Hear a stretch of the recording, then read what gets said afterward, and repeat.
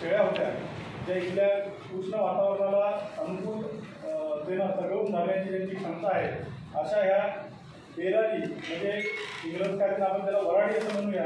इंग्रजकालीन याचं नामकरण होतं बेरार, CPI बेरार रिजन. तर बेरार रिजनच्या म्हणजे वराडातल्या ह्या वराडी त्याच बेरारी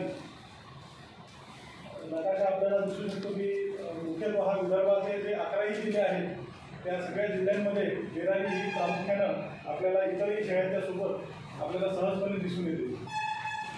रंगानं ही थोडीशी फिकट ते गडद तपकिरी लाडू म्हणूया किंवा लाखी म्हणूया, आपल्या भागामध्ये लाखी म्हणतात, गावरानी म्हणतात.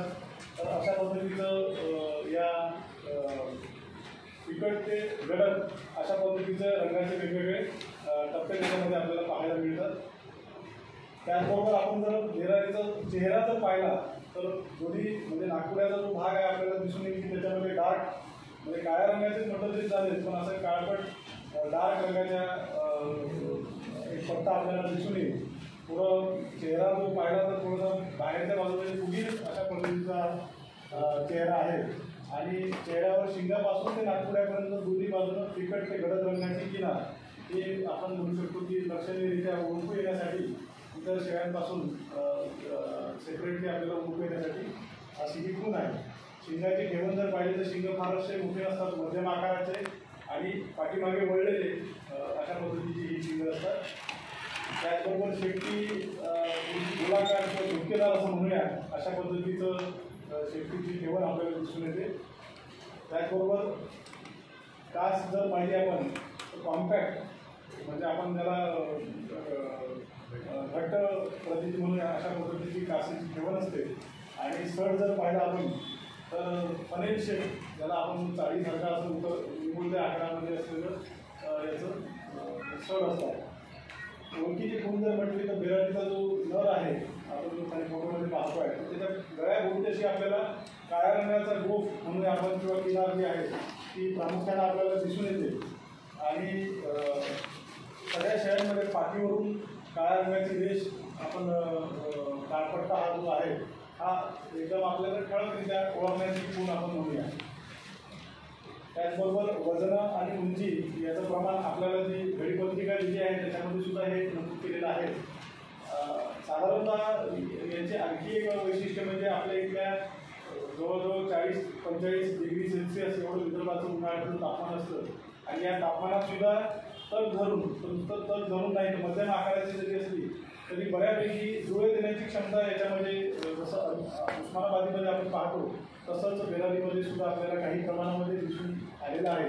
त्यामुळं जवळजवळ 50-56% आमच्या अभ्यासामध्ये आम्हाला आढळलं प्रत्यक्षरित्या प्रक्षेत्रावर किंवा फील्डवर हे प्रमाण अधिकसुद्धा असू शकण्याचा संभव आहे.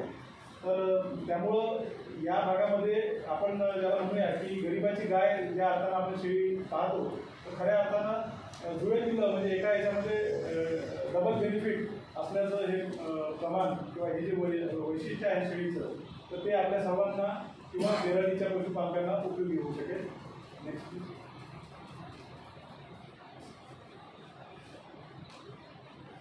त्याचबरोबर प्रजनन क्षमतेचे जे काही मुख्य गुणधर्म आहेत हे सुद्धा आपल्या घडीपत्रिकेमध्ये आपण दिलेले आहेत. खऱ्या अर्थानं यावर आधीही 2 झालेल्या आभासी सभेमध्ये डॉक्टर कुरळकर सरांनी हे सादरीकरण आपल्या सर्वांना केलेलं आहे. काही नवीन उमेदवार आपल्यामध्ये आलेले आहेत म्हणून पुन्हा एकदा त्याची उजळणी करण्याचा हा छोटासा प्रयत्न केला आहे. खरं म्हणजे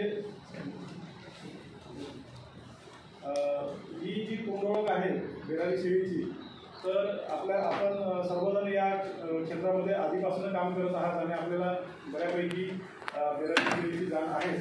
आजचा जो विषय आहे पैदासकारांची बैठक आणि चर्चासत्र त्याला विषयांतर होण्याचं टाळण्यासाठी मी माझ्या शब्दांना इथेच विराम देतो आणि आजच्या या अनुषंगाने बैठकीच्या अनुषंगानं संघटनेची भूमिका कशी असावी आणि आमच्या स्नातक संस्था अकोला यांची अधिकृत भूमिका कशी राहील याबाबत थोडक्यात आमच्या संस्थेचे माननीय सर्व अधिष्ठाता महोदय प्राध्यापक डॉक्टर ठिकाणे सर आपणाशी संवाद साधतील अशी मी त्यांना विनंती करतो.